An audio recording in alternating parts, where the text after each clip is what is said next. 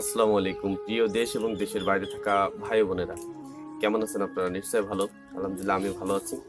তো আজকের ভিডিও এবং টাইটেল দেখলেন, আমরা যে বিষয়টা নিয়ে আলোচনা করব, আপনারা অবশ্যই জানেন বাংলাদেশের 4জন কিছুদিন আগে ঘটে যাওয়া অনাকাঙ্ক্ষিত ঘটনা। 4জন হাফেজের ভিতরে একজন রবিউল হোসেন, হাফেজ মাওলানা রবিউল হোসেন, তার সম্পর্কে কিছু কথা আমরা জানব। তো আমি অনুরোধ করব ভিডিওটি সম্পূর্ণ দেখার জন্য, এবং ভিডিওটি আপনি দেখবেন এবং অন্যদের শেয়ার করে দিবেন, এবং আমরা তার জন্য দোয়া করব। তো হাফেজ রবিউল সম্পর্কে কিছু কথা আমরা জানব। আসলে এই সংগ্রহটা আমি করছিলাম ফেসবুক থেকে। তো এখানে লেখা ছিল পরিবার তার জন্য বিয়ের ব্যবস্থা করে রেখেছিল। আগামী 15 দিন পর বিয়ের তারিখ নির্ধারণ করা হয়। পরীক্ষা শেষ করে রবিউল বাড়িতে যাবে, এই অপেক্ষায় ছিল সবাই।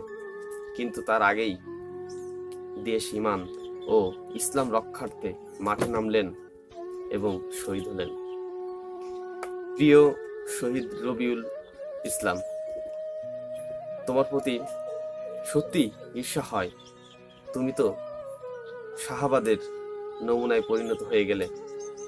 দুনিয়াতে তুমি হয়তো একজন জীবনসঙ্গী পাওয়ার নিকটবর্তী মুহূর্তে সবাইকে ছেড়ে চলে গেলে, কিন্তু জান্নাতে তোমার জন্য কত কত হুর আর গিলমান অধীর আকাঙ্ক্ষায় প্রতীক্ষারত।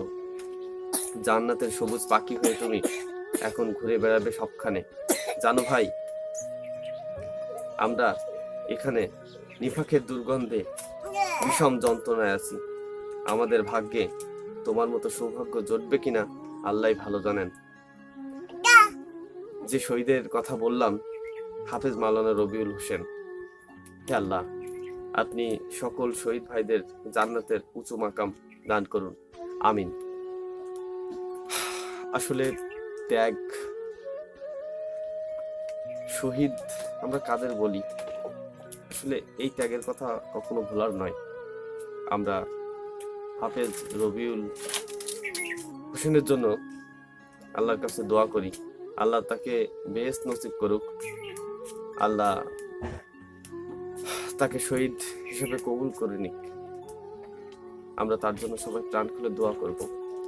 অনুরোধ করব, আমার চ্যানেলটি যারা সাবস্ক্রাইব করেছেন অসংখ্য ধন্যবাদ।